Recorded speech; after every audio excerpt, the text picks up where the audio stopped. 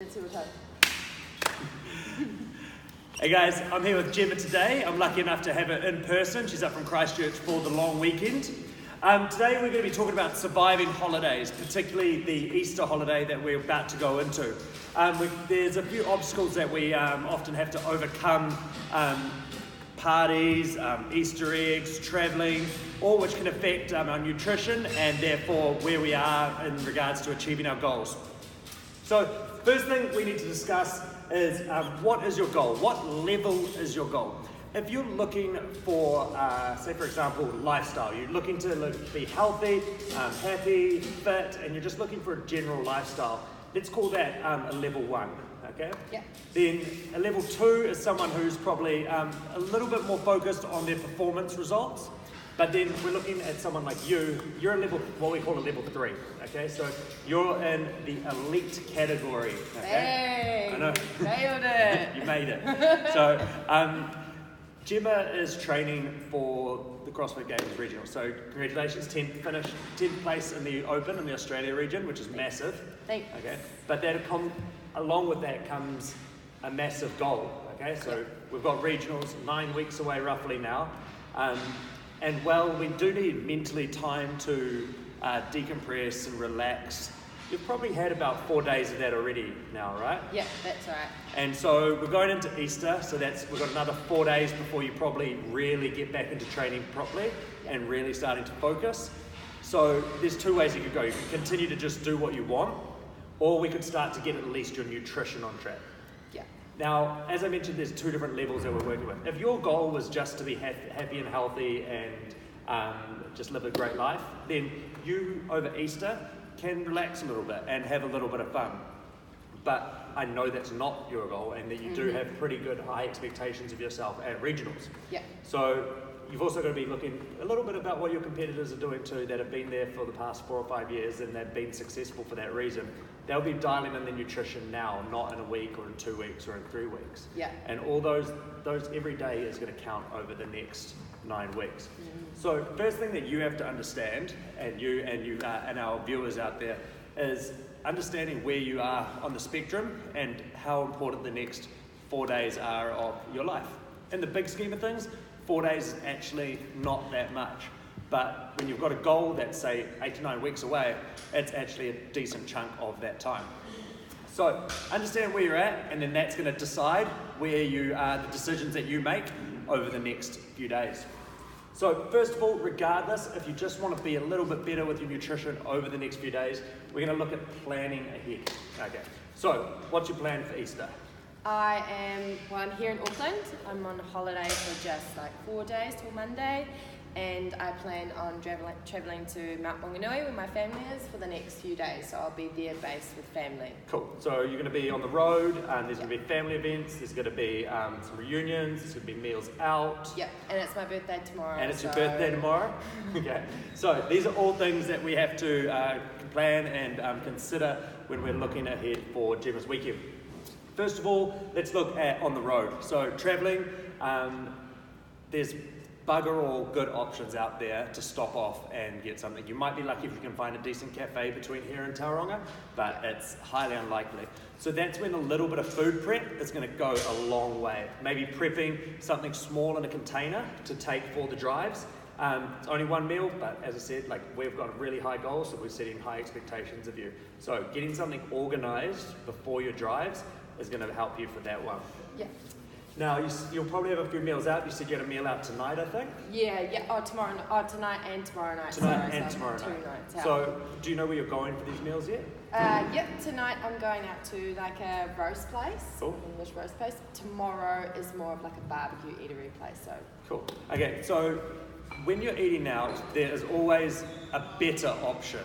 Pretty much anywhere, maybe KFC is the exception to the rule. Okay, so in these special occasions, it's Easter, we're away, it's Gemma's birthday, she still wants to have a good time, but what we could be looking for is the better option or the best option for her on the menu, which is going to be enjoyable. Now, rather than leaving that in the hands of fate when you just arrive at the restaurant, 95% of restaurants now have their menus online.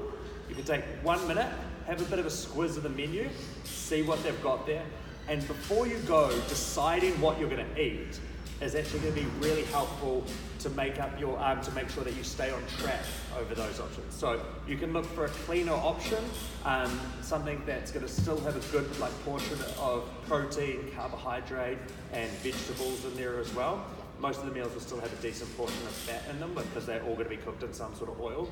So we're looking to mainly, with these dinners, make sure that we get a good source of protein, good sort of carbohydrate, and some vegetables in there. So that could be checking to see, make sure that they have some vegetables maybe as a side menu, or choosing an option that's going to allow that.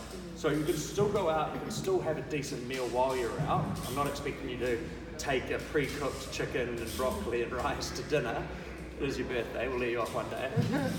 But making better decisions when you are out. Okay, so that's what I want you to try and do this weekend. Just have a look, think about what you're going to have, make a plan from there. And I guess also, if you have the option beforehand to discuss with people you're going out with where you're going to go, try and make good choices about the restaurants. Yeah, better restaurant choices.